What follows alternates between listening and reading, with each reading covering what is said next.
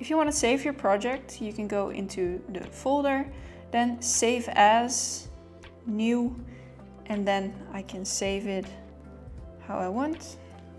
I want to change the name to Stylized Rocks 01. Okay. And now you see a little icon and you see that it actually saved. And if you press open, you see they're in your like little Nomad library. If you want to make a render image from your Nomad sculpt, you can go into the folder, go to render, and here you can select the resolution. I usually use 4K because I want to have the biggest I can.